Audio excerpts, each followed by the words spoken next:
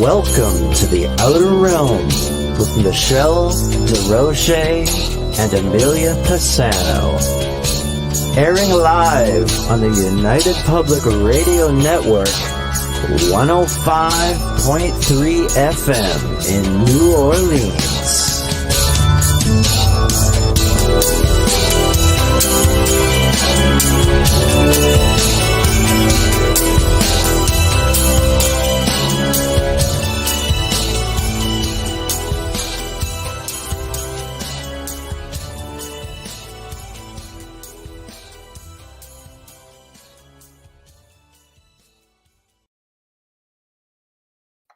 Good evening, everyone. Welcome to the Wednesday night segment of the Outer Realms. Sorry, just trying to get myself a little bit organized here. Anyway, we are broadcasting live on the United Public Radio Network, UFO Paranormal Radio Network, 105.3 and 107.7 FM from the beautiful city of New Orleans. We are fully sponsored by the amazing people over at Folgers Coffee, who have been a part of our journey since the very beginning. So thank you, Folgers. We appreciate you so very much. Also, big thank you to Dr. Snick, the sonic surgeon, aka Justin Snicker, for the contribution of his voice and his music and his time. That is I guess the voice and the music that you hear for our intro. So anyway, big thank you to him. He is an award-winning composer of Halloween horror, sci-fi, and dark wave electronic music, which can be found anywhere that good music can indeed be found. Also, big thank you to Steve McGinnis, the artist behind our banners and logos here at the Outer Realm. Check him out on Facebook and Instagram. He also specializes in horror-themed artwork, but has a whole variety of amazing things and can do some pretty fabulous commission pieces. So check him out. So today, people, it is International Paranormal Day. So happy International Paranormal Day. And just a perfect time for our guest this evening to be joining us, which of course is Brian Baker. He's the owner of Superstitious Times. He's going to be discussing an article that myself and a few colleagues contributed to probably about a couple months ago. And it is pretty amazing. And it covers a lot of different things, such as stigma of a haunted location and how we're going to use Canada for the most part because he's in Canada, we're in Canada, and how it seems to be lagging behind a little bit, catching up. We need to catch it up to the times. There's a fantastic article, and it really does hit on a lot of different points. And we had quite a few of us chiming in on that. And I was able to do this from two standpoints. One being a standpoint of, being proprietor of a haunted location and bed and breakfast, and also working them and doing tours and representing haunted locations from a paranormal standpoint. So it's really interesting because we really are far removed, I think, from other countries with respects to how they handle things. I always say like Britain's way ahead of themselves with all of that, but so here we are. People are chiming in, and we have Amelia. You'll notice I'm by myself. Yes, I am by myself tonight, and she's under the weather. So everybody sent Bubbles some like good wishes, and there we go. Switched out. Yeah, because now we know who you are. so yeah, poor Bubbles. Oh, so anyway, so yeah, we got all kinds of people chiming in. Hi guys, hello. Hey Chris, hi William, hello Ruth, hello Margaret, hello. So we are basically, hello Dolly. Oh, come on, every time that happens, I want to just, you know the drill. I want to break out in song. I do. So Dolly and Preston Dennett also are hosts here on United Public Radio, and they have a show called The Light Gate. And right now that airs every Sunday night, 8 to 10 p.m. Eastern time. So they're brand new, and you may want to just check them all out. So without further ado, we're going to bring on our special guest, and we're going to get the ball rolling. Here we go. Hello. Can you hear me? Hey, good There we go. evening. That's better. Fantastic. How's it going? Not too bad. Happy National Paranormal Day or International. International. Yes, yes. Happy International Paranormal Day. Everybody gets like so excited about that. Amelia is not with us tonight. She's under the weather, so she's going to be in the chat room. So she'll like fire the odd question out from there. So there we go. Get better soon. I know. It's like send her some well wishes. Poor Bubbles. There we go. I don't know if we're glitching. Everybody, maybe chime in. Please bear in mind also, everybody, we are on, there's 7 different chat rooms right now. So it's kind of like a super highway coming down to one lane. Okay. It's not that we're ignoring anybody. It's just going to take us a bit of time to get to everyone. And again, if we're kind of sort of past that, we'll have to wait until we can catch up and ask questions. And we are on Roku TV. There is no chat room in Roku. So if you're trying, you're not going to find it. So Brian, I'm so pleased that you're here to join me tonight. And I wanted to, of course, we talked about the topic tonight, which was the article that you did on, I guess, how Canada just needs to catch up, which is so out there and passe, Yeah, no, definitely. I was going to also say with the you're mentioning the highways coming into one. It's kind of like the 401 in summer, pretty much driving along. Don't move. Just don't move ever. I know it's inches for That real. might be a little inside baseball for people who are outside of Ontario, Canada. So sorry. Yeah. I know people are like, what is that? What is that? It's just a bad highway. It's just really bad highway. So, but I'm sure we're not the only place in the world that's got them. But we seem to be one of the, I won't say the only place because I don't know for sure, but when it comes to the paranormal, we really are behind. It's been like this forever. So what prompted you to write this article? Well, I to myself, for starters, I know when I first started my career in media and journalism, Right. I kind of kept my interest in the paranormal on the kind of down low, the QT, and that looking back on that, there was a person I was trying to interview for a Superstitious Times story about the ghost ship at Chaleur Bay, and he just got hired on at the CBC. He did not want to be interviewed, and that kind of got me thinking about how I started in media. And for 15 years in the media, I do a story here and there. I'd express enthusiasm about it, but not the overeager enthusiasm. And I'm relatively agnostic on a lot of this stuff, but Right. coming at it from a media standpoint, and I worked with both big and small media outlets like Torstar Digital, Toronto Star, Yeah. the Toronto Sun, Sun Media, and the Canadian Press, as well as local. Yeah. So that trying to pursue my profession as a journalist kind of made me keep my own interests quiet. Right. And it was triggered, that memory was triggered by that interview, the chat, the email back and forth with the gentleman who just got hired on at the CBC. And his documentaries can still be found on YouTube about the ghost ship at Chaleur Bay. I do believe I linked to it in the original article that was written back in 2018, 2019. Right. So, and then, doing Superstitious Times, we're in our 5th year now, which is, I'm very happy about that. Congratulations. Yes. I know I haven't been writing as profusely, but yeah. 2 kids, a job, and kind of that sandwich moment where, you're trying to help out your family as well. So there's that aspect, but I'm still at it.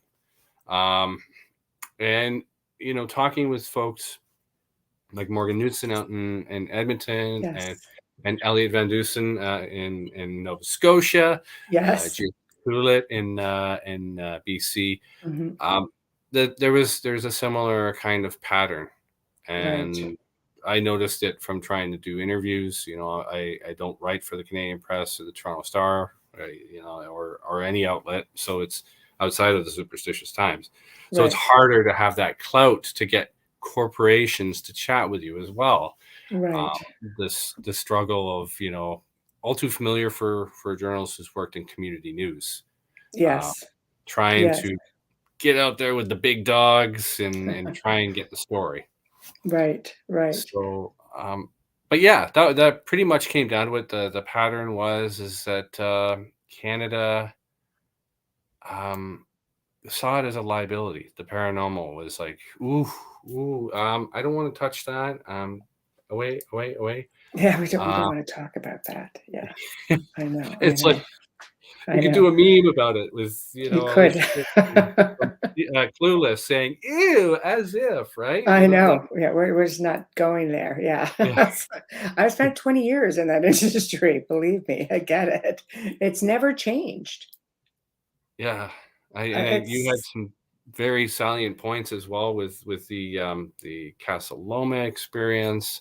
Um, yes. yeah. Yes.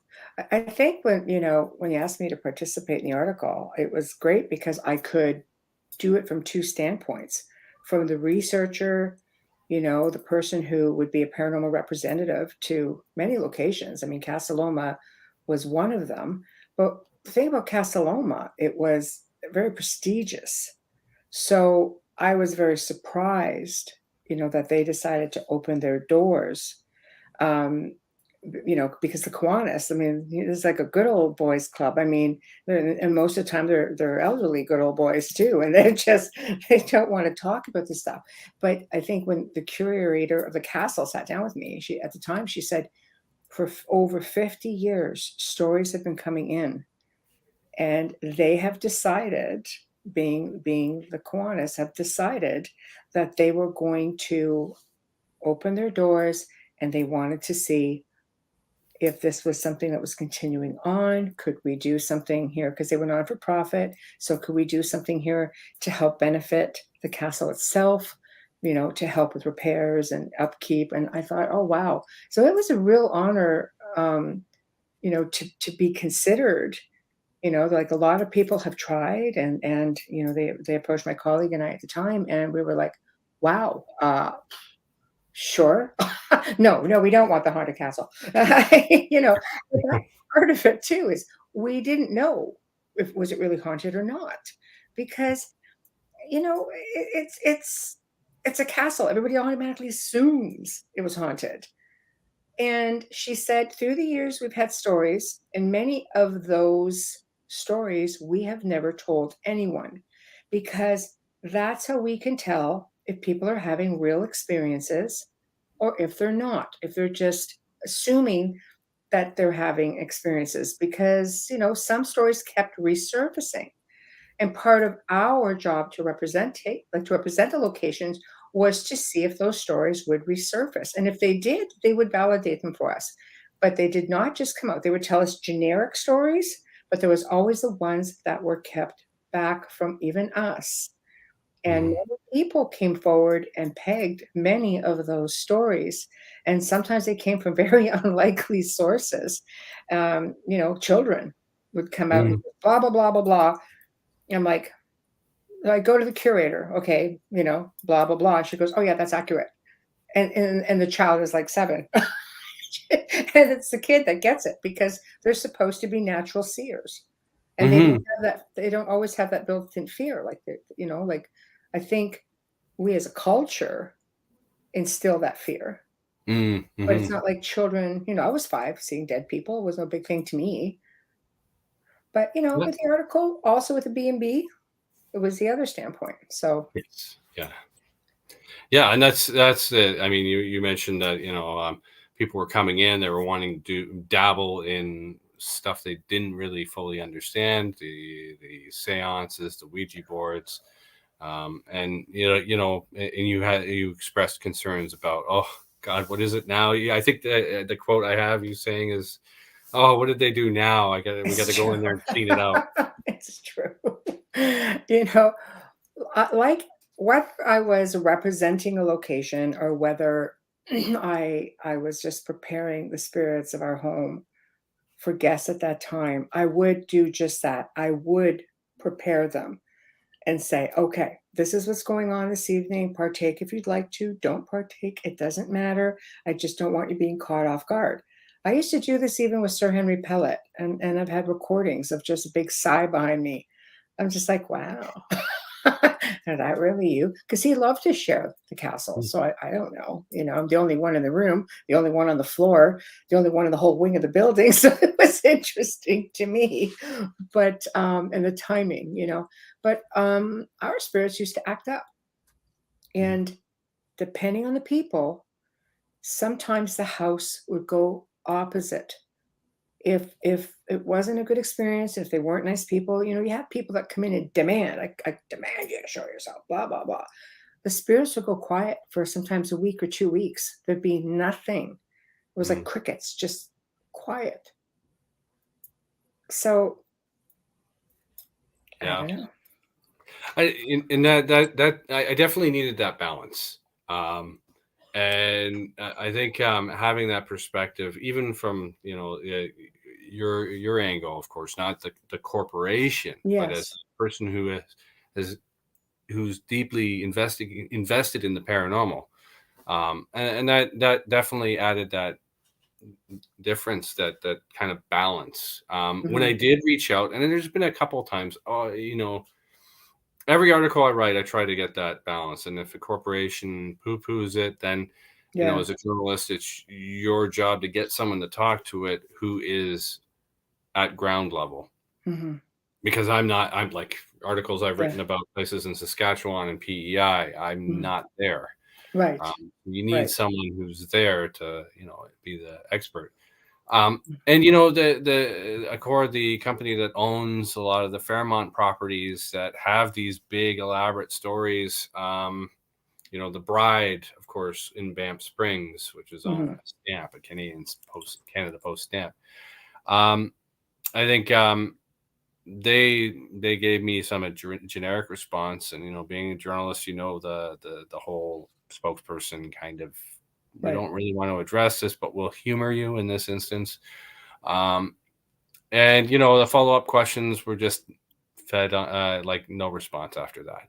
So and that's that's the best most people can do when you're doing a big feature on this and trying to even promote or like get the conversation going about this, because there's so much folklore in Canada, It's and awkward, isn't it? yeah, it's beneath the You surface. can hear a pin drop.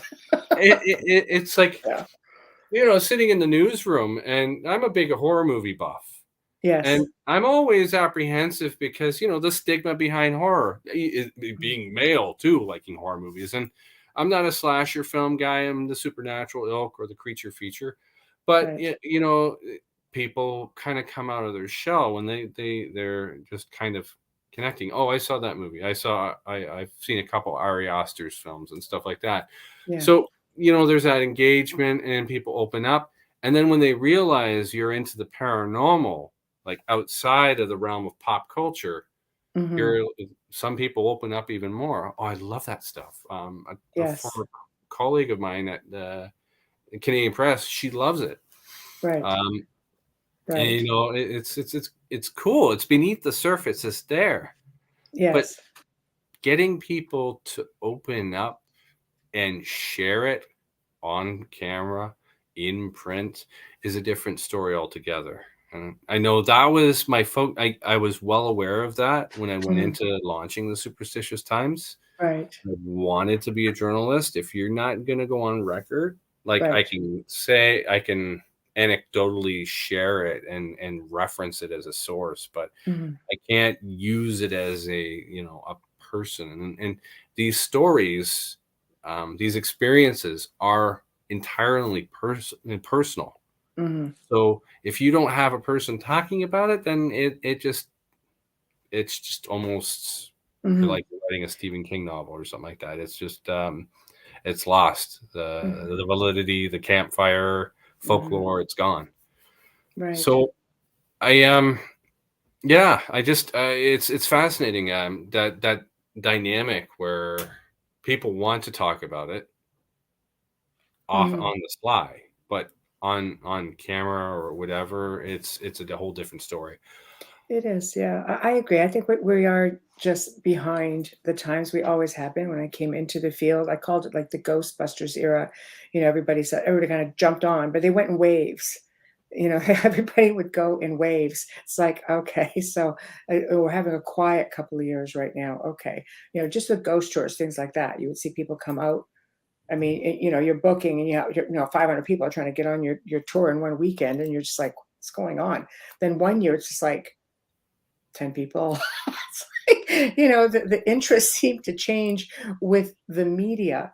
And then all of a Mhm. sudden, I mean, I always say like England was way ahead of it. They never left it. Some of my favorite shows, started off in the UK, like Scariest Places on Earth was Yeah, right. And that's like, what is that, back 80s, like 90s I is one of do. like my most favorite shows. And I thought, it's very creative. And I think Most Haunted came on and broke, everything that were going like 11 seasons, and it got a bit ridiculous. I think after a while, a lot of people just sort of went, yeah. But Canada, US jumped on board. Canada just sort of went, no. And I know it was difficult to try to communicate with anyone. I mean, I used to get flooded with emails. I still do really, but for different reasons, just because people had a story to tell and they just wanted to be able to tell it to someone, Mhm. Mhm. right? But I have a Yes. question for you. So before we start going crazy there, Oh Dolly Safran, hello, Dolly. Do you follow news broadcasts to look for paranormal incidents? And have there been any? oh, yes. Yeah, definitely. I was more, dedicated to it, when I was working in media. Give me a moment, my Yes, cat of is course. clawing at the door, so I Oh, oh, get the cat. sorry. Yep. What are you doing? Yeah, yeah, yeah. Come on. Alright, you might see a cat come by here for a second, sorry. That's okay. People bring on their pets all the time. Um, yeah, I mean, one of the stories I did cover, there was a strange, noise that a hunter had, there we go, Let me in. Is he there? Yeah. Um, in Sioux Lookout, Ontario, there was a gentleman who recorded a howling. It sounded rather Bigfoot-esque. Yeah. I hopped on that, and the interesting thing is somebody had already claimed trademark on the video, so Right. the video was being played, and I couldn't post it on my website or anything like that because I had to pay a fee, and I'm like, oh, geez. Oh, Well, there's always a workaround these things. You can kind of reference it, obviously, right. link Right. to the news story. But yeah, no, that's one example. There's another story about a UFO sighting by pilots in Baffin Island, and I Hmm. picked up on that. Yeah. Um, I had my Google alerts, and that's what's led me to a lot of kind of story leads. University of Manitoba Hmm. received a bunch of Chris Rutkowski's files and did a story on that. So Right. it's yeah, it's great. Like any journalist, you're trying to pick up the stories. You Mm. get press releases from some of the PR people that you have good rapport with, and so forth. So Right. yeah, for sure, and Right. that's great. Yeah. Why do you think that everybody's so standoffish about it? I mean, I know for after being proprietor to one, we weren't standoffish with it, but we didn't. After a while, we weren't seeing a benefit. We love to give people a safe place to come Mm, and have an experience if that's what was meant to be. And I would say 80% of the people had an experience, whether it was maybe very minute or whether it was substantial.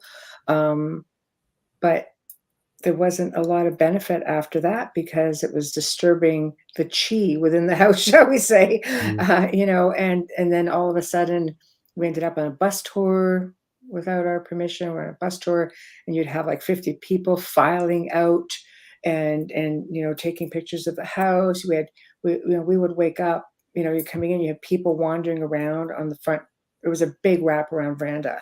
It was a Second Empire Gothic revival manor, right? Nice. And the cameras would all start going off. You'd have people on the property at night. You'd have people just trying to. It got to a point where the curtains were always drawn because it was just so, yeah. Yeah, I guess the standoffishness it fascinates me because coming from an archaeology anthropology background, I love kind of Yeah. assessing why people believe a certain thing as a body, as a nation, and as an individual. Mhm. So I think with Canada, it's Canada. Let's be honest, on the economic side of thing, Right. we are still capitalist, but Yes. there's that Canadians don't now, the modern Canadian, we don't like to take risks as much as our cousins to the south. That's true. The Yeah. US, like if Yeah. I thought about this before now, today I was going through it and I was thinking there's an economic explanation for this as well. Not just Mhm. a social cultural where we kind of keep our beliefs in the paranormal, which are kind of rooted, most of Canada is rooted in Victorian spiritualism. Yes, that's true. But with Yes. with the glut of paranormal shows and almost the comical aggro personalities that have kind of taken the throne, Yes, I hear you. found themselves as kings Yes. of the fiefdom, of course. There's that standoffishness. We don't want a bunch of people with cameras strapped to, running No, it's true. around in the building. And you pointed out a great example, and I remembered it right away. There was a young lady who somehow managed to get up on the roof of one Spadina There was a Crescent. couple, yeah, I Yeah, remember and that, yeah. she fell to her death. So It was it's like, back in 2009, I think, that was a long yeah, time. and it's stuff like that where it's like, death by curiosity killed the cat, that old Yeah. kind of saw, but it's nobody wants to kind of like take that risk, and Mhm. nobody wants to end up like that poor chambermaid in at the Empress Hotel and fall to Yeah. their death from there. And so it's a little bit of our inability as modern Canadians to take risks. Mhm. And I'm not I don't say that in a negative way. Yeah. I think we're more cautious. Mhm. Um, the U.S. is also a free market in a lot of things. I mean, here we always complain about the oligopoly of, our grocery stores are owned by three and our Mhm. media is owned by two. So the Yes. U.S. is a more free market. So that kind of opens up this. Well, I'm going to turn the Villisca Axe Murder House into a tourist attraction because there's Yes. nothing else in Iowa. But And they come from far and wide too. so So, it's yeah, yeah. hey, I want to go there too. There's that draw of both, Yes. true crime and Yes. the whole trope of trauma leading to this paranormal aspect, and Mm. that's why Lizzie Borden's old house is visited in the same regard, or Yes. even the more oddball stuff like the Coral Castle in Florida and these aspects. So it's really that market in the U.S. to try and promote this kind of paranormal aspect. There's always a curiosity, and as I saw Amelia said there, Yeah, Lorraine Little Warren did the big Warrens. haunted footpaths of Toronto. Yeah, yeah, I've been with Lorraine in Toronto. Yeah, she's great. And I Yes. think that was one of the biggest things that kind of vaulted the paranormal in the spotlight. Mm. You had a surge in supernatural horror in the late 60s and early 70s with Mhm. films like Rosemary's Baby, Yes. um, the Amityville Horror from 69 to 79, these movies, The Right. Omen. And so that renewal and the interest of the supernatural, and then like being a horror movie buff, the '80s was just rife with slasher films, right? So the Right. supernatural was still there, but it was almost comical in films like House and House 2 and that aspect. But I think that's the economic side of things, Mhm. and I think that needs to be considered when looking at the culture of Canada. Well, I can tell you Casa Loma did very well on those tours. It was nice because they were, non-for-profit, and that really helped them a lot. So they opened up their doors. They did children's tours, like all kinds of things. They really embraced it, which was Mhm. nice. But I understand exactly what you're saying with respects to the fact that we are very cautious, we're very conservative. We don't like to take risks, and I think it wasn't until everybody started slowly getting on the bandwagon, like, all of a sudden, there's an influx of shows. Canada actually spearheads a lot The of these irony. shows. Yeah. I mean, I had a great rapport with Blue Ant, I Mhm. mean, I had other shows that would come to me and say, "No, Blue Ant told us we should approach you, and you should come and" 'cause I did a couple of shows that were not the normal production houses I worked with, out of recommendation from Blue Ant, who was spearheading literally everything. And, I know when I was offered an opportunity to do my own series, I didn't want I've turned down my own series a few times, and I had somebody approach me and say, "If you could design your own show, anything you want, what would it be?" Anything that I don't have to run around screaming demon for. So, okay. So, they said, "Well, we spoke with Blue Ant, and if this goes forward, they were willing to come forward and actually fund more than they would normally do on any of the other shows." It was a very humbling experience, and once we designed it, you're gonna love this. Once we designed it, it was a very history-based. Mhm. Something along the lines of, "Okay, we don't know what happened." Let's say, I'll use Mallory as an example. How do we know? Did he make it to the top? We don't know. But is there a way to find out? Blah, blah, blah. Like just really obscure historical things, the Dyatlov 5, things like Mhm. that, right? Mhm. Like these are the kinds of things that were put forward.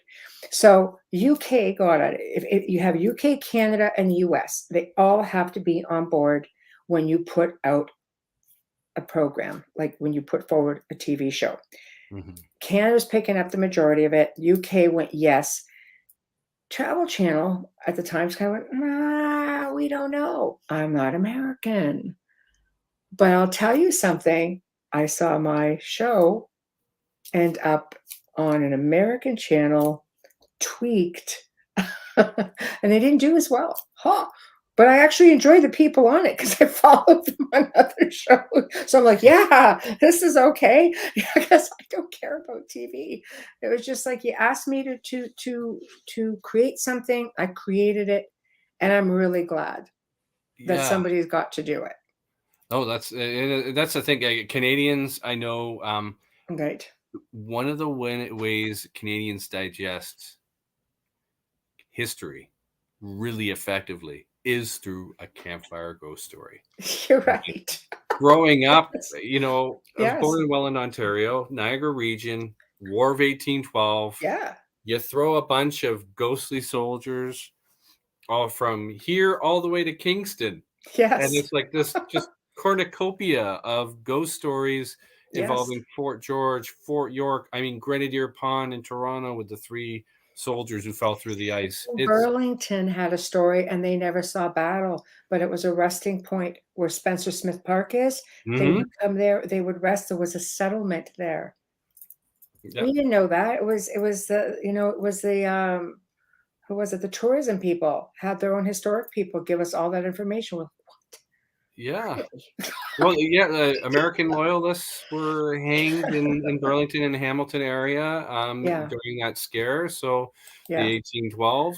So it's interesting, and you find yes, out these little nuggets, these little pieces of Canadiana yes, yes, through ghost stories. I mean, the Yale House and the PEI is a good example where right. I had no idea that Canada's East Coast industry was buoyed by shipbuilding, like wooden ships. Right. And I'm Right. not talking about the variety that Crosby and Nash and Crosby, Stills and Nash sang about. I mean, like, Yeah. yeah. So it's interesting, and the owner of the shipyard would look through the windows through the top of his house and look down, and it's amazing. And then learning about the Centennial Market in Saskatchewan, there's Yeah. so much history, and I think a lot of our historical Toronto is horrible with protecting its history. Yes, it Um, is. Yes. and I always kind of do a double take when they give a certain building a heritage status. It's like, okay, you done screwed up saving an actual legitimate historical gem, and then you're just grasping at whatever you can to, you know, say this is good. No, I mean, no. Yeah. Yeah, So exactly. it's Huh? Yeah. but I mean, Canada, the progress. I like what Victoria has done with preserving its downtown core and a lot of Yes. its historical buildings. Yes. Toronto, concrete and glass. I think Anthony Bourdain took a shot at our architectural style here, He and wasn't wrong though. no, he wasn't. And it's like it's a city that you got the money. Hey, we'll do it for you. And our provincial government is just saying, hey, guess what? We can build anything anywhere. We'll bulldoze any heritage building, and it's all yours, right? Yeah. So it's interesting. I think Canada has this mishmash of trying to protect its history and trying Right. to learn about it. And God, I like the wonderful work that archaeologists and historians do in this country to keep these stories alive. Major props to Dale Jarvis out in Newfoundland, Right. and Adams out in Victoria, BC, and everyone in all points in between. These people, historians, they're are kind of reach out to what Mhm. happened in the past, Yes. and I think going back to how we share our ghost stories, that's part of the Canadian culture. Is we open up around campfires, or we break down historical facts easier Mhm. through these lurid tales of scandalous people from the past who were just as messed up Right. as we are now. Right, right.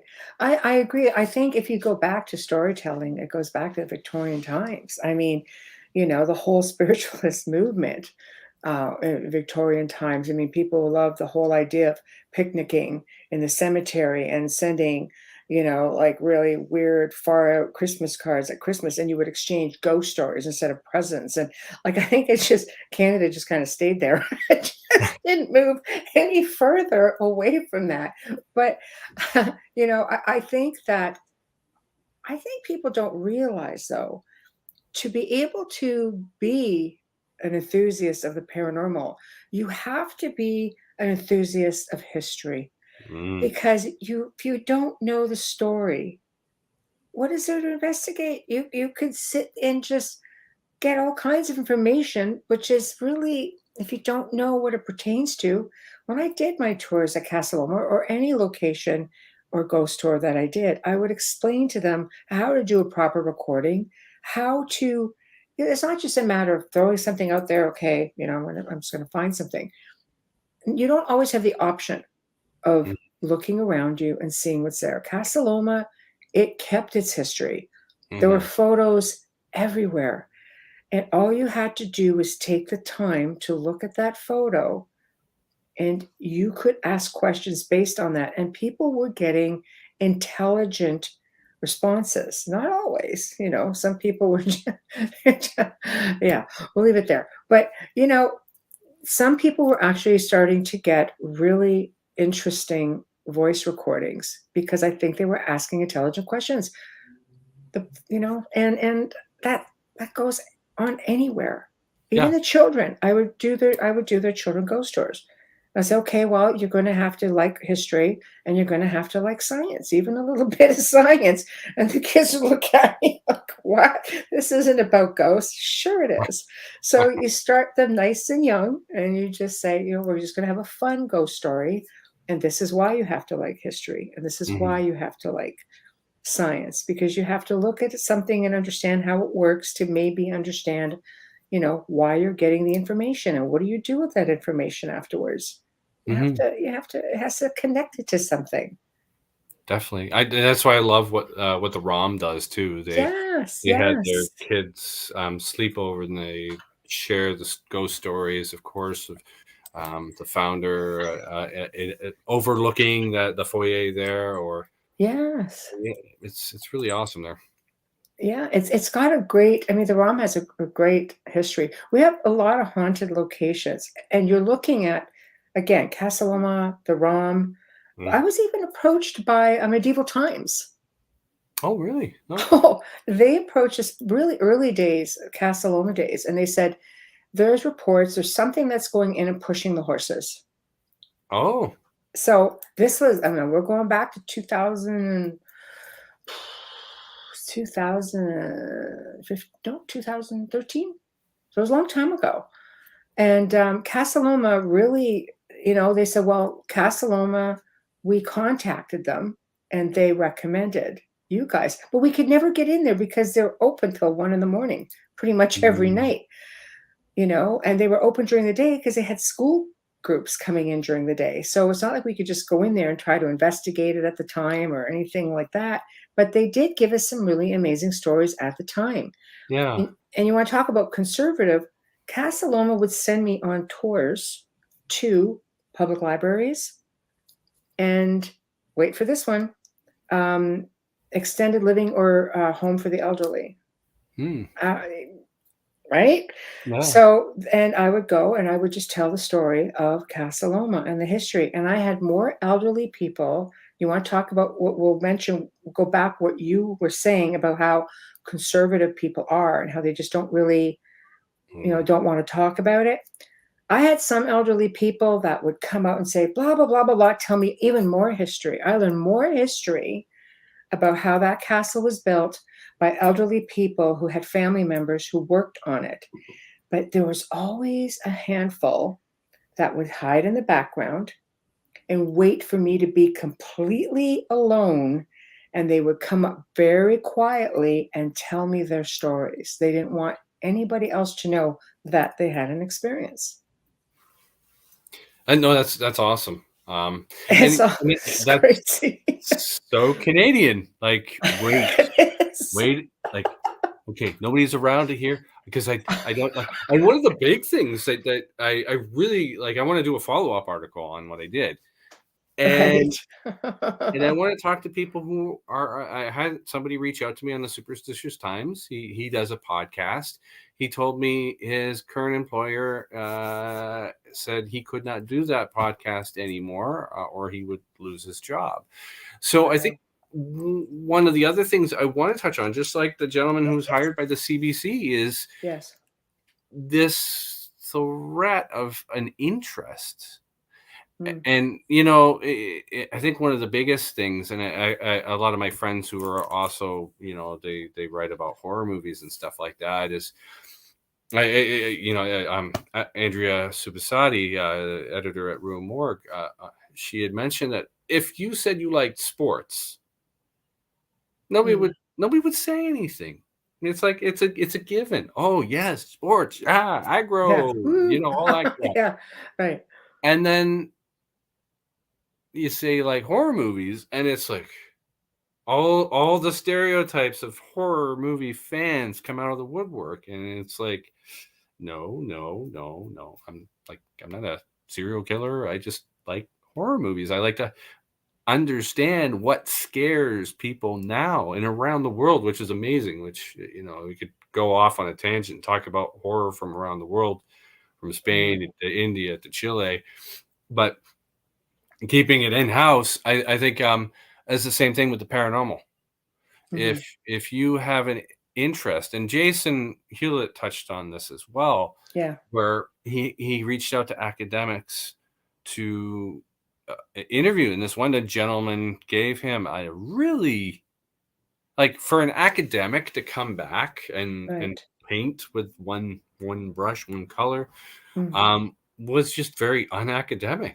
I just found it very. He started talking about flat earthers, and I think this is one of the risks, right? Because Right.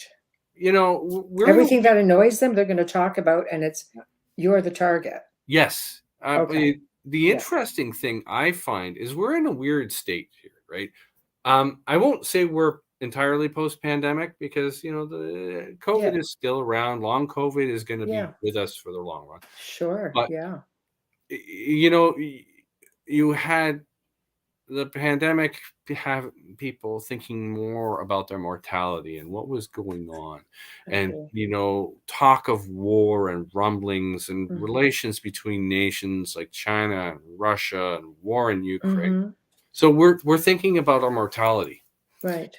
And climate change, all these things factor in. So there was Yeah. an interest in the paranormal. People were Mhm. staying at home more, so they're gonna. What was that? What was that Especially sound? the haunted people who didn't know they were haunted because they were never home. Yeah, exactly. I think there was a I story in did get Tampa Bay. stories like that.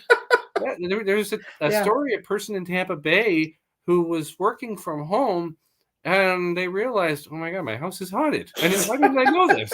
I know. Where was I? I was like, well, that's Yeah. the 9 to 5 grind, and then working from Yes. home. It's that like we're so caught up in our work Yeah. life. Like do you think too? Because literally the world stood still Mm, and went so quiet. And I think it forced us all to pay attention.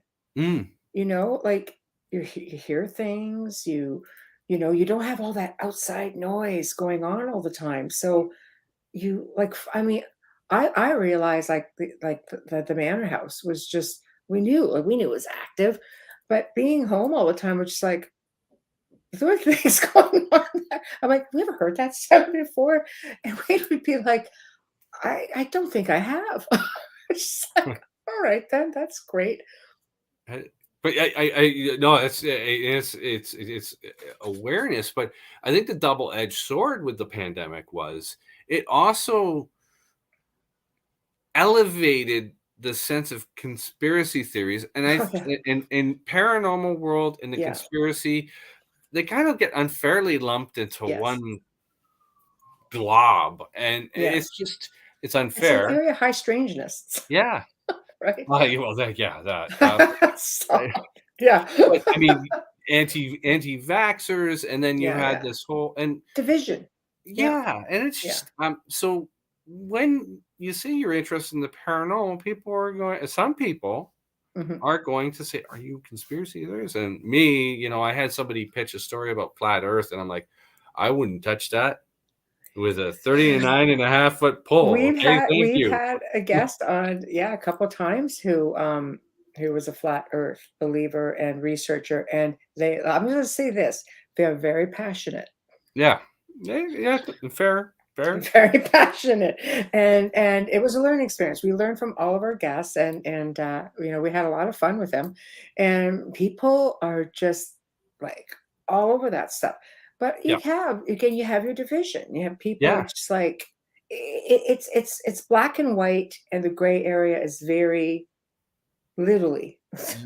Yeah, it's It is really tough to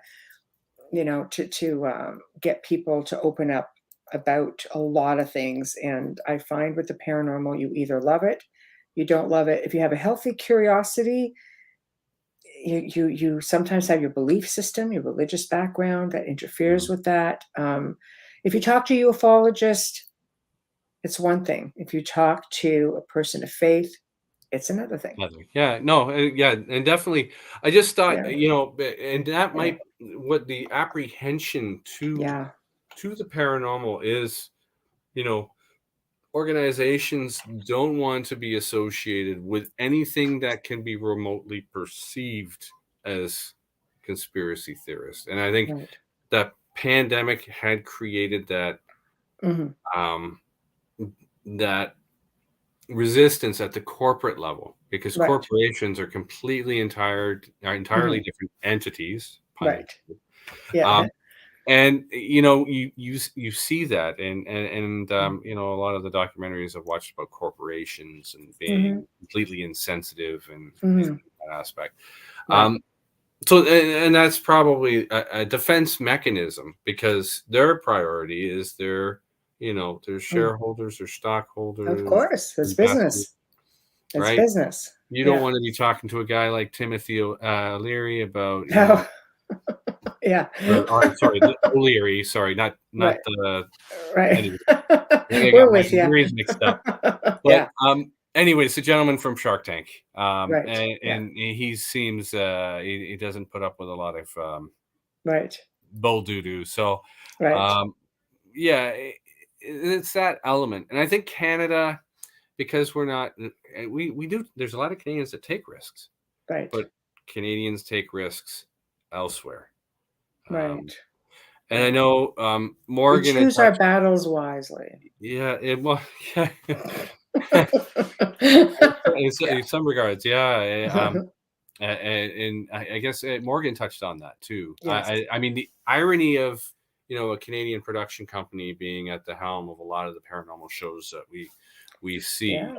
like Haunted Yeah. Hospitals, which I've Of had the course. wonderful opportunity to be a part of. Yes. And I think it's ironic in that regard, but they're behind the scenes, and that's so Canadian. It We're is. behind the scenes, below the surface. We like to slide in unannounced, You unless do, because you slide into freaking first base and your show's a hit. It's smart, really. I mean, It's brilliant.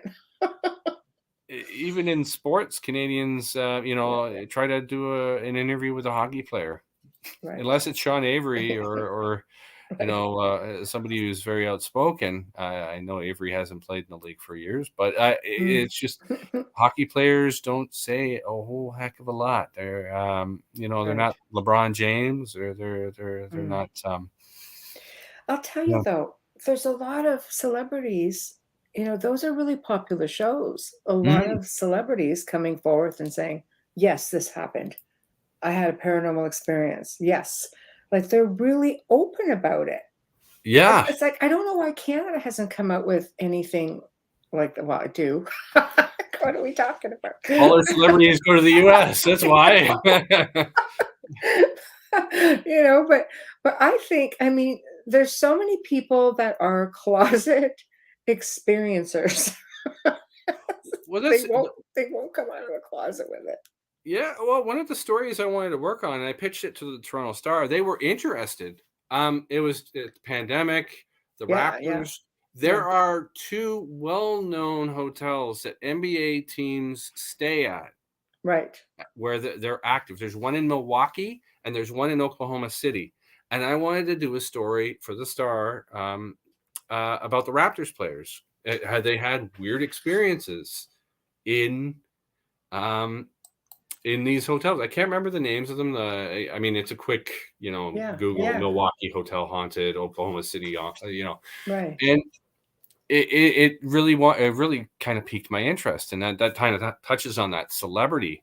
And I've had conversations with some people in my travels, like interviewing people Mhm. and so forth, and it's come up a couple of times, right? Actors and an actor friend of mine, she's really kind of encouraged me to do the Superstitious Times, and we've kept in touch over the years. She's in Hamilton now, Right. but yeah, it would be really cool if Canada did open up. I mean, I grew up on Creepy Canada. I've done Creepy One of Canada. my friends from high school was in an Oh my episode. god. That's so old, I know. I think I did 4 or 5 of those. They were And fun, they're history based. oh yeah, Terry Boyle was great with that. Yeah, And so I yeah, mean, we kind of lost that when we lost him, what, 4 or 5 yeah, years ago. yes.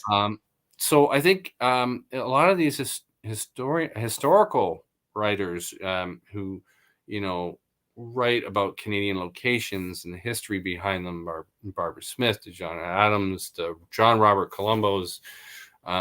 These are the Canadian people that fed our hunger. Yes. and beyond the unsolved mysteries, beyond the sightings, Yes. and the old In Search of reruns. Oh, I still love Yes. I mean, I was born in 79, so 77, I'm 78. older than you. Yeah. I remember them all. I'll leave that right there. I'm getting at the point where I say I was born the year Breakfast in America by Supertramp came out. And if people know that, then they're cool with that. That's And if right. you get a cockeyed kind of, It's like "Woo," meh, meh. meh, Yeah, meh. yeah. And that's an interesting thing when it comes to history. Yes. And I've noticed myself kind of geeking out is when I was working at the Canadian Press. A lot of my colleagues coming in were they weren't alive when the Berlin Wall came down, and I'm still trying to wrap my head around that. I'm like, feels like just yesterday I watched a bunch of German youth hammering away at the wall, and it's like that was 91, and I'm like, oh, I remember. okay, Yes, yes, 91. yes, It's yes, yes, almost yes, yes. 30 years ago now. Yeah, I know. It's So frightening. yeah, but it's I think if you talk about history and kind of as you mentioned, UK fully Yeah, embraces its yeah, paranormal, yeah. um, and other countries very Germany is not overly forthcoming with it. I know I Mhm. had to really dig for the Right, Gollum story I wrote about in Prague, Czech right. Republic. Yes. So it varies. I mean, you can't go on a tour in the UK without having at least Oh, one heck no. I've been on them. pub. Anywhere I travel in the world, Brian, I have to stay at a haunted location. And Yes. I have been to many parts of the world. I have had experiences, crazy experiences. And I'll tell you, I think it depends on, trying to get information, depends on the Mm, person. Now, when mhm, I was in Egypt, I had two different tour guides when I was there, just doing different things. And I asked them both the same thing. One was an elderly tour guide, and I asked about the Curse of Tutankhamun. Okay. And I was highly curious. Well, the older gentleman's like, oh, he went on. It will kill you. You don't even want to think about it. It will kill you. And I was just like, okay, all right, I get it. It's going to kill me. Okay, thank you. But I asked a younger guy who was there the next day. I'm like, okay, I need to ask you about the Curse of Tutankhamun, right? He started to laugh and he goes, "You know what?" He goes, "You just don't put any merit into that. It's ridiculous." That Thank is you. I said, "'Cause the older gentleman," he goes, "Oh, the older people are so superstitious and they'll instill the fear of God into us. So I should be dead right now just for asking the question." So Yeah, anyway. well, I mean the Zahi, the Egyptologist that's like everything Oh, Egypt. Zayawas? Yeah. Yes, yeah, and Yes, yeah. I watched him with Josh Gates, and Yeah. there's this element where put on your mask because we don't want the curse to get you, and I'm kind of, It's you know, true. yeah, I I mean, know. it Yeah. might be for show because, Yeah.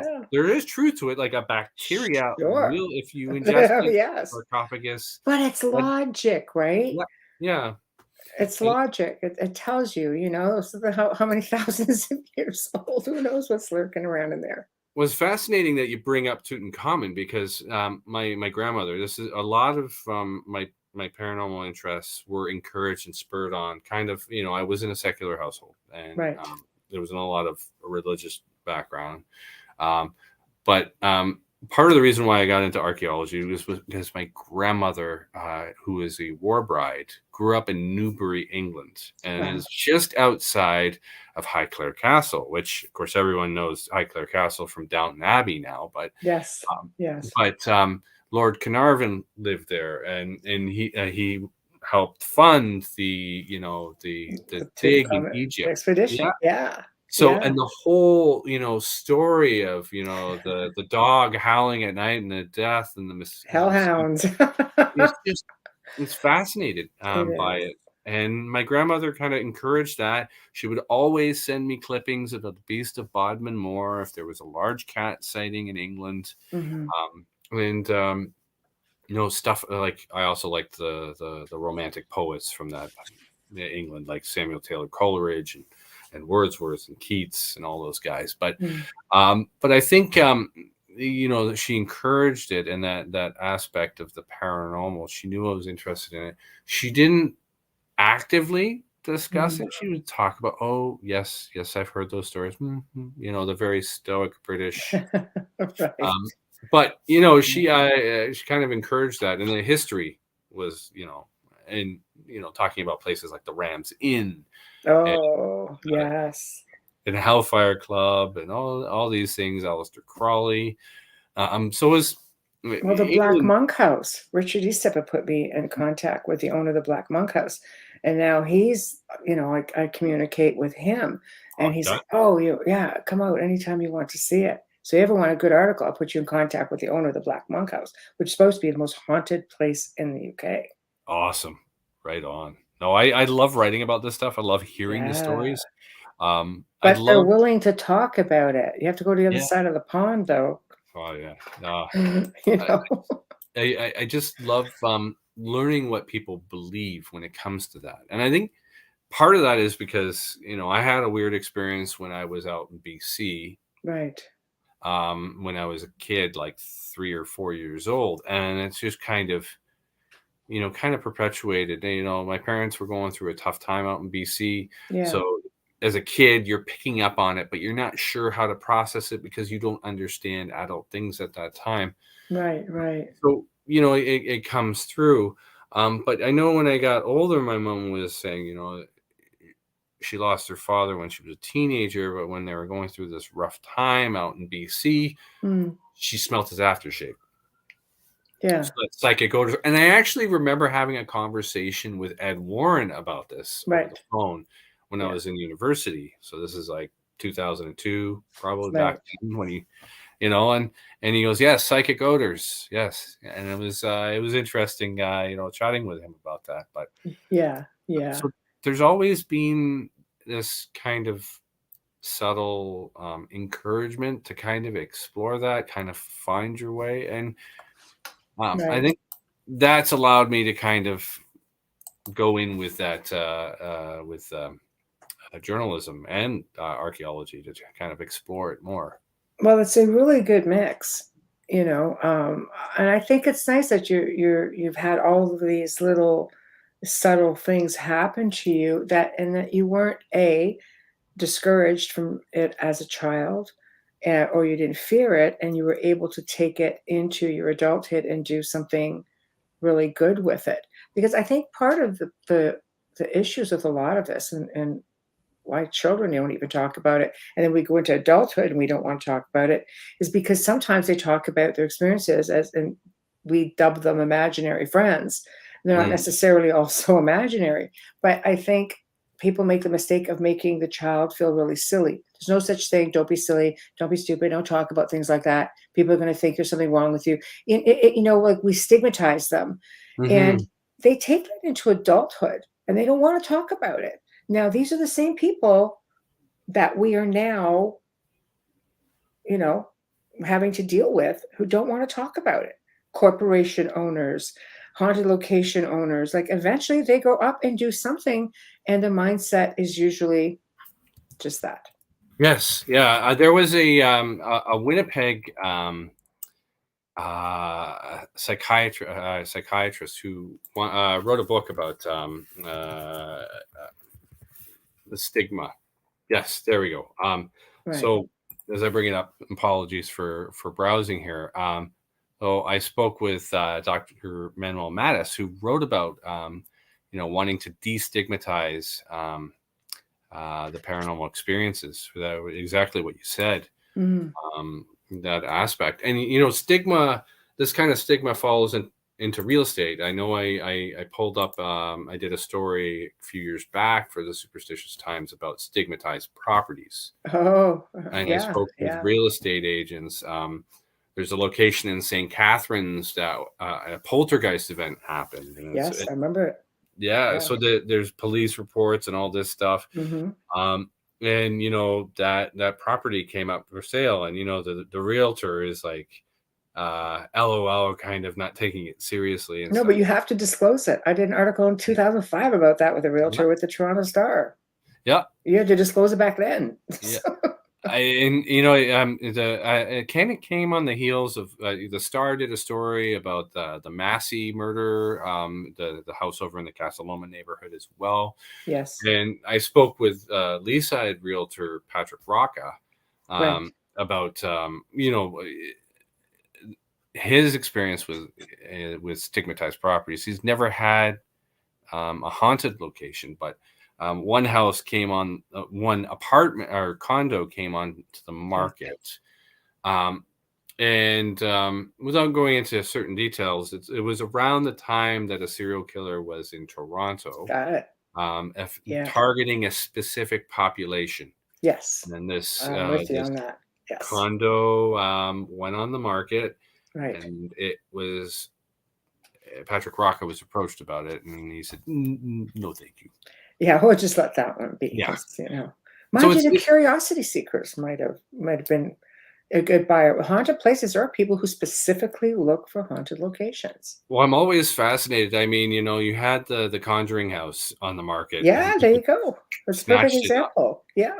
And in these properties, if they're not raised, because I know, certain true crime oriented houses do get raised, Yes. especially Bernardo's house in Port Dalhousie was raised. Yeah, that's Um, right. the, the gentleman who abducted the 3 girls in Cleveland, Ohio, his house was raised, um, and held them captive. So there's these certain aspects that if the house is still standing, Mhm. people do swoop in. I find that rather grim and macabre.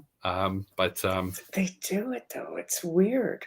yeah, Like it's even when we sold the manor, the owner who bought it says, "Wow, the house looks very mysterious." And you're like, "Well, I mean, you Google this house, you're gonna know it's yeah. haunted." So, yes, but it's pleasantly haunted. But eventually, clear the house and problem was solved. But not everybody knows how to do that, or not everybody thinks to do something like that. But we did disclose it for Yeah. sure because you have to. But if I had, oh my God, if I had, $1,000 for every person that said, "You want to sell this house?" When we're ready to sell the house, I'd be just sitting, all right, get a little vacation thing going on, all paid for. So there are people who look for it. And there are people who specifically, like me, no matter where they travel, want to stay in a really haunted location. That's just to me, that's just part of like I like being in haunted places. I like how it feels. And Yep. a stigma, you talk about a stigma with serial killers, it's a stigma with the haunted house as Yeah. well. It is really, really tough because you're only able to, like half the population, if that. Yep. Maybe you're only dealing with a quarter of the population who would want it. And when it's been because our house is on all kinds of TV shows, we filmed there. People would want to use, the facade. There was documentaries filmed there. It is what it is. Like Yeah. now you're Oh, sort of like, I definitely make it a goal to visit locations that are related to the paranormal wherever I go. So right. whether it's Victoria and Craigdarroch Castle or Yeah. Cadborough Bay, Yes. when I went out to New Brunswick this past summer, I needed to get to Chaleur Bay to see just where this ghost ship comes in. Right. Right? And So, any luck?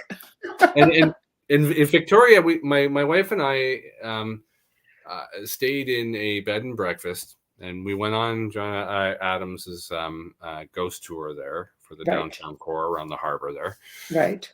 And when the tour ended at the bed and breakfast we were staying at, I could see my wife tense up, like, "Why are we here?" I think Am I this, indulging you again? yep, Yeah. and Right. it's right by the Victoria Parliament building there. But apparently, there is a floating head without a body that is in one of the rooms. We were Wow. staying on the floor, but we were in the room, and she purposely closed her eyes, went to sleep, no problem. I'm there. I'm there in the bed, kind of one eye open. I really want to see something, but I really don't want to see something. Like there's that little kind of bit like I know we're not staying in the haunted room per se, but you know, I was kind of hoping to see something. Mhm. But I'm Yeah. about as sensitive as a dead battery, so But I don't think you need to be, sometimes it's the people who want absolutely nothing to do with it who get most of the experiences. yeah, And sometimes you shrug it off, like, I don't know, the house is that way. I don't know what it is. yeah. With me, I You do know? do that.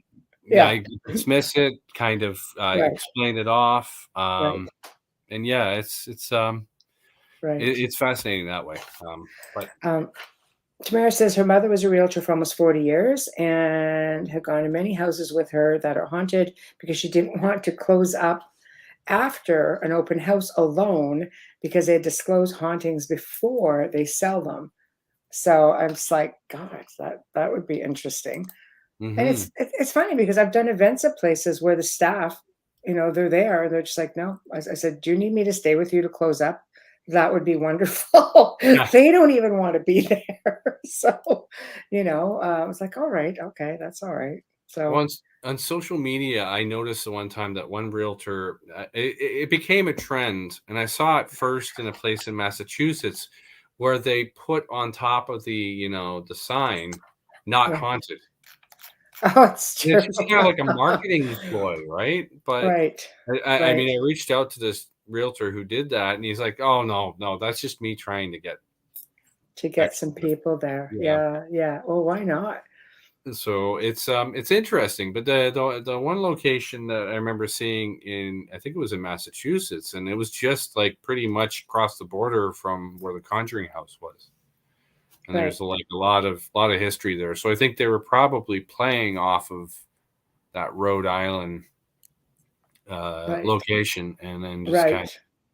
Right. Right. but But I mean, you're going to have those people, and you're going to have the people. What about the people who fabricate mm, the hauntings? Like I say, I've accepted, representing locations. My websites never showed haunted places. Like, I was never one of those people that put the case file out on a website. It's just ridiculous. I've always respected privacy long before it was a mandatory thing.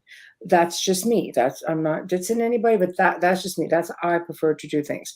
And mhm, because I had some people who, were like, I've worked with people in Toronto who were really big business owners, or, who were large property holders, and they had issues, and they're like, this can't get out.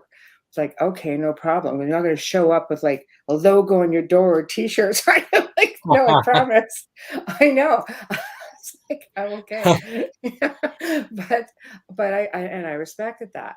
Um, but that's my job going in to either, you know, I don't go to debunk, but if there's nothing there when I'm there, then I can't really say, oh yeah, hey, I don't just go looking for things. There has to be some logic behind it, yeah, like, but a lot of people, it becomes a thing, and people go in sometimes for the wrong reasons. They go in, where they make it's more important just to get that EVP, yeah. or to get that evidence, whatever evidence can be in something that's kind of unexplained. Something, yeah. Yeah.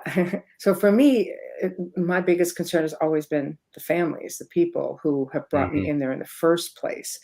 So you do get people who want to go in what I call professional, um, what do I say? Professional.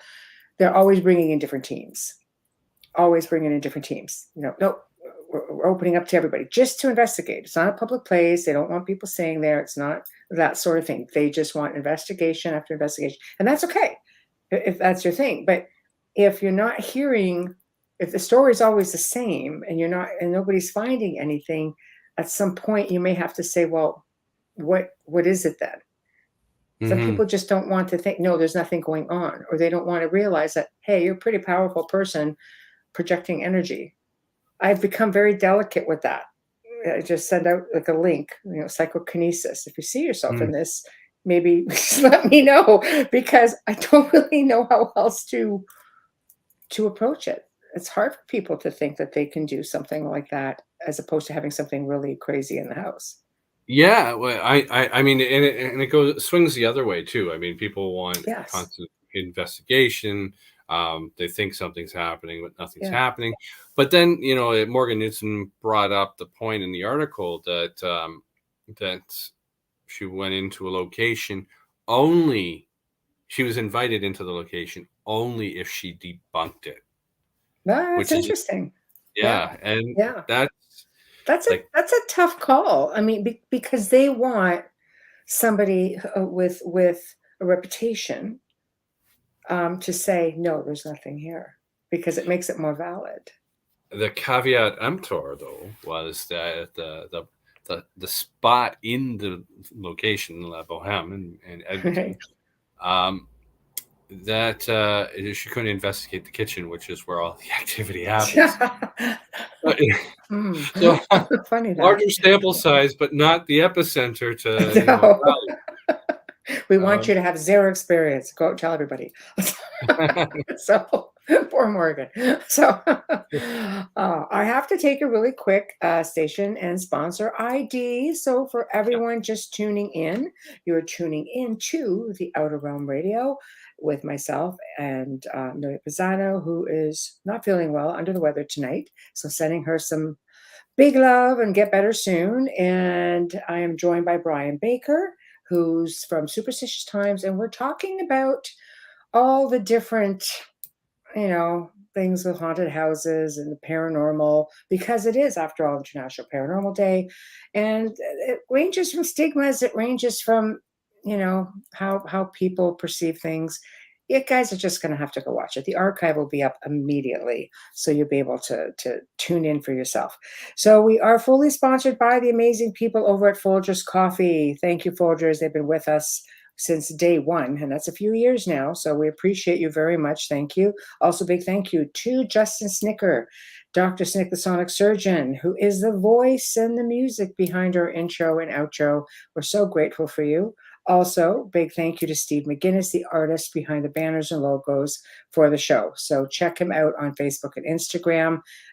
We appreciate you very much. So we have, a lot of good people behind us, and a good network as well. So now, notice how quick I made that. So let's get right back down to it. So, what did you learn specifically after writing this article, aside from how safe Canadians are, which is just pretty much in every aspect of Canadian life? So, I mean, I know the article focuses on who or what locations tend to shrug off the paranormal, but I think there's also the locations that do kind of embrace it, and the Ottawa jail, of course. yeah. Don't get me started on that place.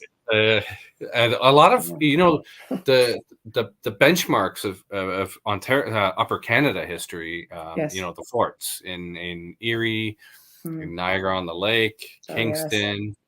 I really haven't heard a lot from old Fort York, but Fort George and so forth.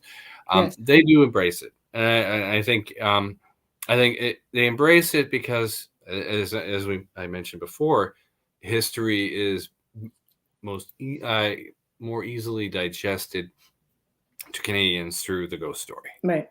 So I you hear a story, and it also perpetuates that Victorian sense that ghosts are former people that have unfinished business or died traumatically, and war. I remember as a kid wanting to learn more about the plains of Abraham, because people still heard phantom noises at the battle going on. That's a really haunted location, which, by the way, used to belong to my family. Oh, awesome sauce. Oh, it would have been too if you didn't have one drunkard and one other Oh, unhappy individual. Oh yeah, they had to produce the deed to the land, is how the story goes, and the two of them couldn't get along and they couldn't come together, and they each had different parts of paperwork and they couldn't bring it together. So it was taken by the province. It was a story we grew up hearing, and ironically, I met another elderly gentleman through a friend. And he said, "Oh my God, my family was the other side." We're Catching on related. the toys. But it was a cool validation. So Yeah. yeah, a lot happened in there. Hangings and everything. Did you Yeah. go check it out? Like, did you get anything? I've been to Quebec City. I went to the Citadel, Le Citadel, Yeah, yeah, and of course the Chateau Frontenac. But yeah, I didn't get a chance because the Plains of Abraham, of course, is a little further west from where we were. We were by the ramparts there, so right. yeah, Yes, yeah, nice area. Uh, yes. that was for wedding anniversary too. So I Oh, wow. did Your see. wife is a champion. I'll tell you. It's just like, "Okay, honey, this is what we're doing." Well, It's she okay. always jokes with me. She's not interested in the paranormal. She wants to keep arm's reach away from it. Right. Um, and she always says, "Don't bring anything back with you." And she's Good just for like, her. Lay down those boundaries. Okay, I have to Well, ask, has it happened, though?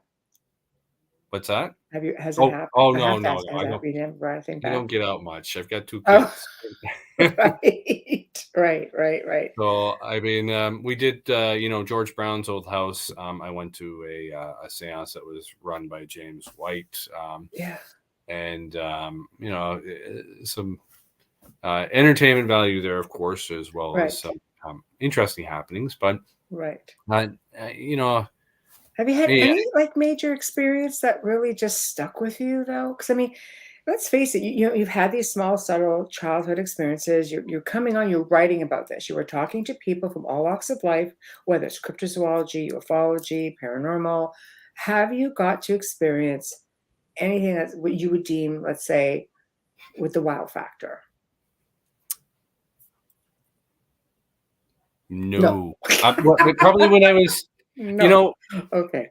when I was 4. I mean, it all goes back to when I was I 4 did years when I old. was 4. I Right. I love mean, that. that seems to be a common thread too with, Yeah, when I spoke with Mike right. Ricksecker or, you Yeah, know, yeah, yeah, a lot of these folks I've interviewed over the time, it comes from something in early childhood, and taking into consideration like the holistic aspect of, what was going on in the family life at that time. My parents needed a kind of a break, so I was being taken care of by friends of the family in BC. I was like on a farm, uh, mhm. or a house that was kind of away from. We lived near Maple Ridge. We were in Maple Ridge. I think the house was probably just outside of Surrey or something like that. Right. But um, but yeah, kids pick up on the energy of their parents. That's So true. Yes. I Yeah. think, as a skeptic, I look at it and my experience of short, long story short, and you mentioned you used it and you weren't scared. I Yeah. have to full disclosure say I literally peed myself Oh, before you, right? So come we're on. on international radio right now. But It's like what had happened, from what yeah, recollection, I mean, this is right, pretty much 40 years ago, right, right. um, was was staying in a bed. There's like two single beds, window in the middle, and then at the foot of the bed was the entrance to the room off to my left, and then it was a very small room. Right. And there were a lot of dogs and cats on this property. I remember these people having a lot. There was a German Shepherd, I do remember. And the door, I woke up to the door opening in the middle of the night. Like it was already kind of open, but it just kind of slowly opened. Really, yeah. And I thought one of the dogs or the cats was coming into the room. So I mean, there was moonlight coming in through the window. It illuminated the whole bedroom. So I remember crawling down to the end of the bed, the foot of the bed, and then looking around for, like, if it was the German Shepherd, you see the ears going Right. by. But That's actually pretty brave for a little kid. yeah, so just the cat. Well, I didn't know what ghosts were or anything like that. I was Yeah, 4. right. Well, I grew up. I had cats at home, so and nothing. And I kind of pulled myself back up to the top to pull the blanket back, the sheet up back up. Mhm. And then I looked in the corner of the room and I just saw this black mass. Like it just, Oh, oh, what the hell is that? And it started to wow. take the shape of a person. And I pulled the sheet over my head. I had a stuffed Dino that I got from Freddie Flintstone Land, Right. which was in, I think, Burnaby or Chilliwack or something like that. Yeah. And I fell asleep. Yeah, probably peed the bed. You just fell I don't know. asleep. I was there. I just like, boom, I was Yeah, asleep. yeah. So that's all I So remember, just that experience. And then that kind of, I don't think that, growing up in the 80s, the shows that were for kids, movies that were kids, you were weirdness was everywhere, like GI yeah, Joe, Transformers, right. He-Man. I watched Monster Squad and Yeah, yeah, Goonies, all that stuff, Labyrinth. yeah, And then Unsolved Mysteries was in the 80s. I would watch that constantly. And that right. had a good mix. And Robert Stack was creepy AF, Yeah, and yeah, it was. um, Yeah. so it just kind of grew up and it became a part of the culture. I mean, the Usborne books, of course, the ghosts. Mhm. So it was the 80s. I mean, it's funny. My kids watch Bluey. Yeah, And their dad Bandit references, oh, it was 80s. It was a different, like in that Australian accent. It's a whole yeah, different game. And it's true. It was the Ghostbuster era, though. yeah, It really was, I think at that point, it was just acceptable. yep. And then, sightings came along, Yeah, X-Files just yeah, disrupted everything. And yeah, then you see the people who grew up with that. And then right. you get this glut of shows where everybody's chasing shadows in green hued like imagery, like Ghost Adventures and Mhm.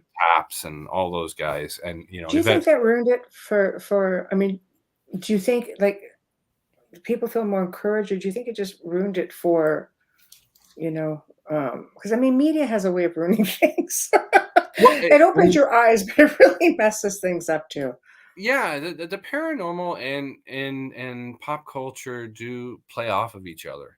Yeah. And I think a great episode, X-Files, kind of pokes fun of that. They had an episode that was done a la Cops, Mhm. where they're running around trying to chase this figure, and it was actually manifesting as everyone's fears. When they were asking one Right. person what they saw, they basically gave the sketch artist a Freddy Krueger. And then Yeah.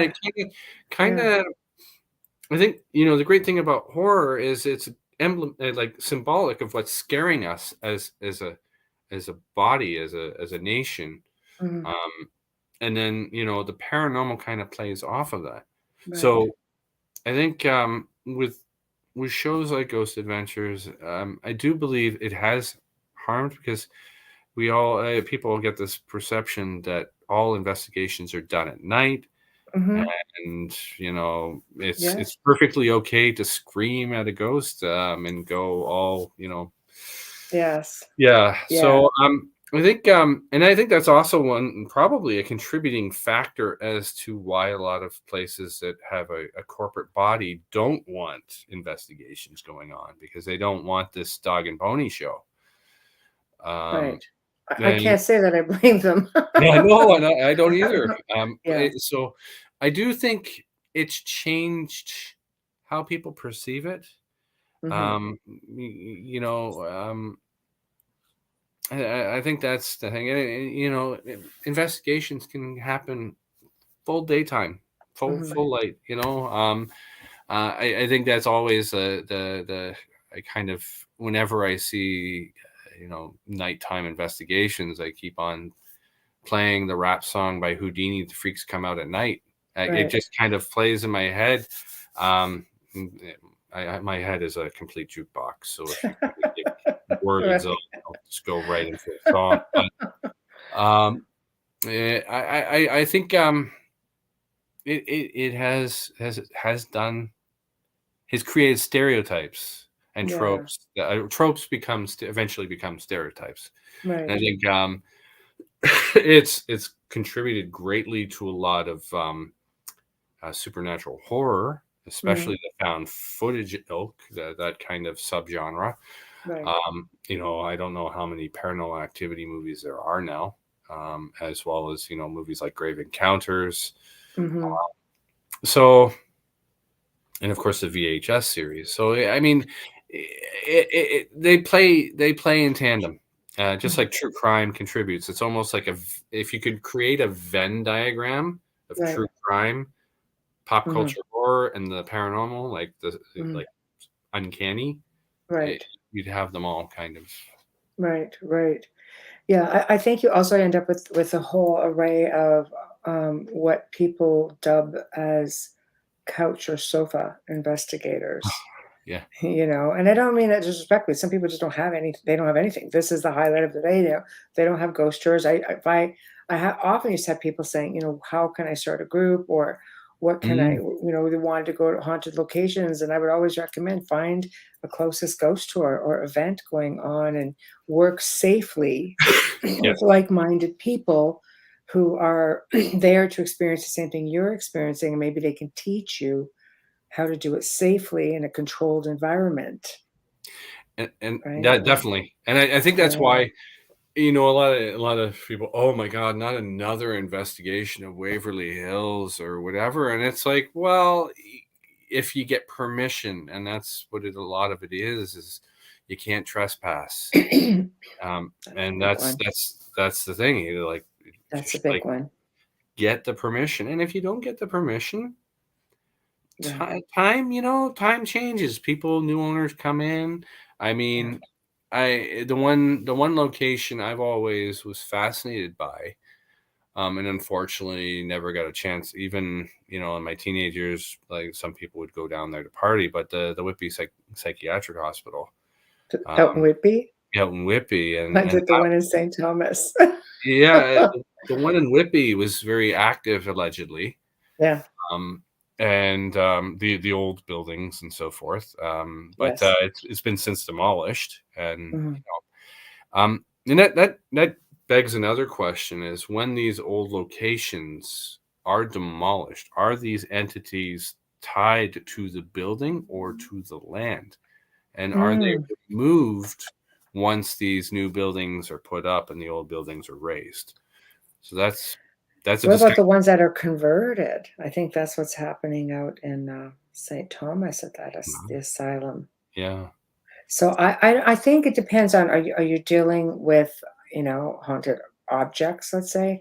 Mm. Um, I've dealt with spirits that see things in their time and they see things in the present time, but I would think it's very land-based. I think it's the energy is in that spot, whatever Yeah. it is that caused your trauma, your death, your human experience, as I say, that energy remains, like dimensionally speaking, you are in this time and place. I don't know necessarily that it's the structure itself Mm. that would be there. And again, I've many locations, the Coburg Jail being one of them, Oh, yeah. went Oh, into condos or hotels. I mean, haunted hotels. I mean, Coburg was a jail. yeah. It's And a like, Humber College, the Lakeshore campus was a former yes. psychiatric hospital Well, as I well. know somebody used to live there. Yeah, I And know. the great stories behind our Queen's Park, our Parliament buildings. Yeah. You know, Yes. a Yes. women's psychiatric hospital was originally on the grounds, and it was Yes. kept away. The history of Toronto was fascinating because Yes. where we have all the hospitals, that's where there were slums and so Yeah. forth. It's true. Yeah. And it's so fascinating. And that asylum was kind of out of reach. And then, when the fire happened and they moved the Parliament buildings of Upper Canada up to that location, Right. which, Right. you can always, shrug off our politicians' actions as being, well, the Queen's Park was built on a psychiatric hospital with ground. It's So it's true. It's true. And some of the old theaters, the Winter Garden Theater, the Elgin Theater, yes. we've been asked to go in there, specifically requested to go in for a TV show in Toronto. We said okay, and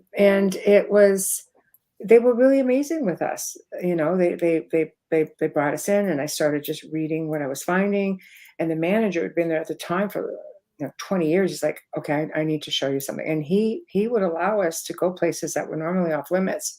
And he goes, what do you pick up here? What do you pick up here? So I just started picking up things. And he started validating all kinds of things. But here's what I found interesting. He goes, I'm going to show you something really interesting. I said, okay. So he brought me downstairs.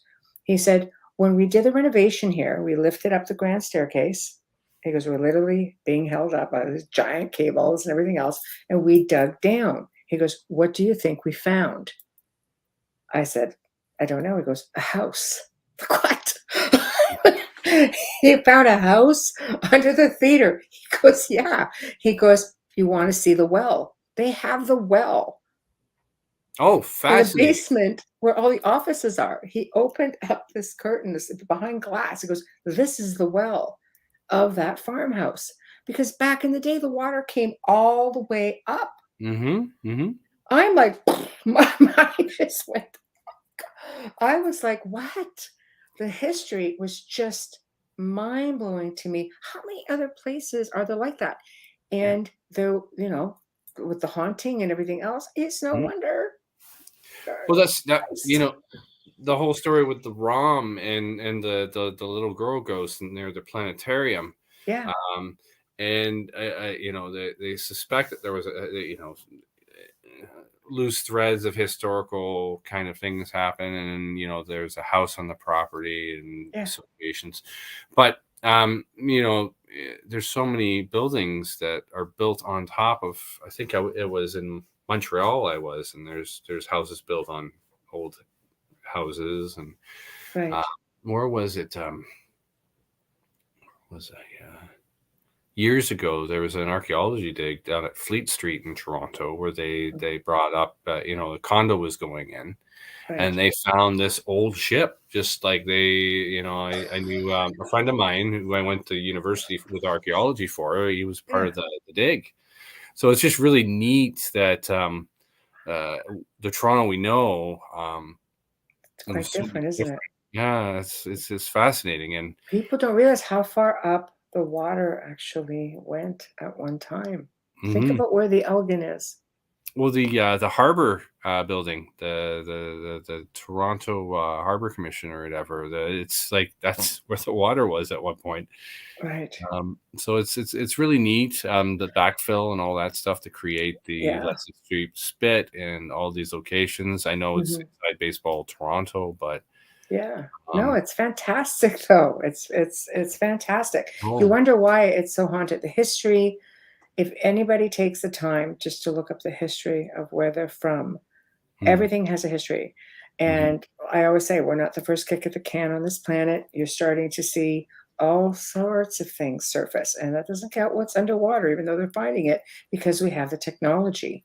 Oh, what they've been able to do with archaeology and just find an entire settlement in Thailand by Angkor Wat, and even in Illinois was the largest indigenous settlement. I know, and it's amazing. That sense of curiosity is what drew me to archaeology and university. Yes. Well, look at all of these out of place artifacts. Like you wonder why. Is it haunted? Is it a lot of residual? Yeah. Imprinting? Absolutely. There's all that. There's just a frequency, resonation, and everything just stays within a certain time and place. You can turn around. I always say to people, you can turn around and yell at your significant other, get into a full out verbal brawl, and come back into that exact spot and like 2-3 hours later and wonder why you're feeling foul. Like stuff just imprints in time and space. So that's going to apply to, I mean, think about it. When somebody passes away, do you know what kind of energy you release, passing? There's it leaves such an imprint. It's just, people don't look at the whole logistics of it, the quantum part of everything. It's just fascinating. But, now you would have a city like Toronto or New York where everything is on top of one another. All these old cities throughout the world where you have, like city over top of city over top of city, burial over top of burial over top of burial. I'm sorry, people. It's just a haunting waiting to happen. So Edinburgh and in Paris, France, and all these locations. Yeah, definitely. and building in locations that have just had to deal with natural disasters and having to rebuild over it, like places like Istanbul and Turin, Italy. Yeah, that's a lot of craziness, Brian. It's a crazy, crazy world that we live in. But thank you so much for joining me tonight. It was super informative. It was a lot of fun. Perfect for International Paranormal Day. So tell everyone, what do you have coming up? Where can people find you? Well, I am. I've got a lot of stories in the hopper that I'm working on. You can find my work, my features on Superstitious Times. I do every so often. I write for Haunted Magazine, which is based out of England. Very nice. So as I mentioned, I did a piece on the Prague Golem for issue 37. Very nice. Be able to find some copies still on stands. And the upcoming feature I have for Haunted is for their summer issue. I spoke with folks about the lack of LGBTQ plus representation in the paranormal. Mm-hmm. So, and then, there's a great, I spoke with Stu Maddox, producer, who did a show called Queer Ghost Hunters. Fascinating approach to paranormal and actively looking out. I went into the story to kind of feature, if the idea that past trauma keeps entities on this plane of existence, perhaps the trauma of, homophobia or not being able to be who they actually were has kept them kind of.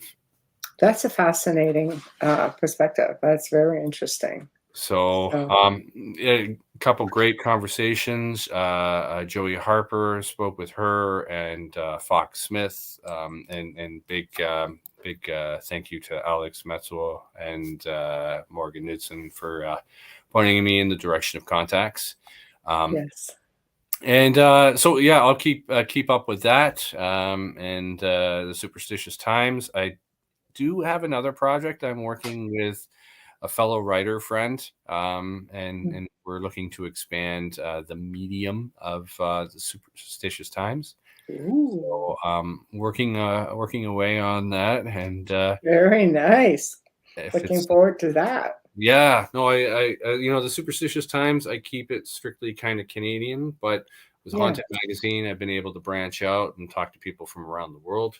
And so if people have crazy stories, they can reach out to you. Yes, you can. More. See, some people do want to talk about it. So if you have a haunted location, I'd love to just feature it. And just I do have stories that I do want to share even more. Right. Whether or not there are people performing exorcisms in Canada and so forth. So that would be an interesting article to actually discuss and broach on. Right. Yeah, I think so. There's that. That's a touchy one. Yes. No, it's trying to keep stuff, not bringing my work home with me, of course, as my wife would say. Yeah, well, some topics will potentially make that a possibility more than others. Yes. So tread cautiously, my friend. Tread cautiously. But thank you for joining me, and I'm looking forward to seeing, obviously, everything that you come up with. I do read all of your articles. I enjoy them. I am always humbled when you ask for me to contribute, because I always know you're going to do complete amazing research. You're going to do it justice. And I never really have to ever worry about what you're going to put in it. Sometimes people are like, oh, I'd really like to see what you're going to do to that before you go live with it. I never worry about that with you. Thank you. That's great. It's been an honor, actually, realizing that it was International Paranormal Day. It's a huge honor to be able to talk about paranormal on this day with in a medium. Thank you. Anytime. Well, yeah. I'll send you some links if you want to share it up, and the audio link will be, probably be ready tonight, and I can send that also, and we'll do it again. For sure. I hope I didn't talk too much. No, I probably talked more than I should have. It's just, when you speak with someone of like mind, it's just so easy to get a really good dialogue going. So it was a pleasure. Awesome. So thank you, and Thank you, Michelle. have yourself a great night. Thanks. Oh, And to all your New Orleans listeners, I am a huge Saints fan. So go Saints. whoa, woohoo! Hey, Brian, thank you. All right. Take care. Good night. Night. Well, that was a fantastic segment. Just, people don't realize I met Brian when I worked at Casa Loma, and he came a couple of times to do a story on myself and on the event. And it's just been a really good working relationship ever since. And check out Superstitious Times, because you will see really good writing, you will see really great research, and really, really great articles. And you'll recognize a lot of the people who contribute to these articles. So head on over and check him out. Again, Superstitious Times. He's awesome. So we've come to the end of another fantastic segment here on the show. Big thank you to Brian for spending the evening with us on International Paranormal Day. We're really appreciative that he gave us his time and all of his stories. And big thank you to Folgers Coffee. Big thank you to Justin Snicker, the Sonic Surgeon, Dr. Stick. We love him. Big thank you to Steve McGinnis. Again, guys, whatever platform you are watching the show on, like it, follow it, subscribe it, share it, comment, everything. We appreciate you for it. If you'd like to contact us, again, the Outer Realm contact at gmail.com, or just find us on the Outer Realm on Facebook and just click the email button. Best way to get a hold of us. And tomorrow night, hopefully my little bubbly companion will be feeling better, because we're going to be having an open discussion night. Yay! So those are always a lot of fun, and it becomes more about you guys in chat than it is really about us. We always start off with a really good topic, but who knows where it's going to go. It just goes anywhere, and we really, really, really appreciate you all for tuning in. So thank you for being with us tonight, and we'll see you all tomorrow. Good night.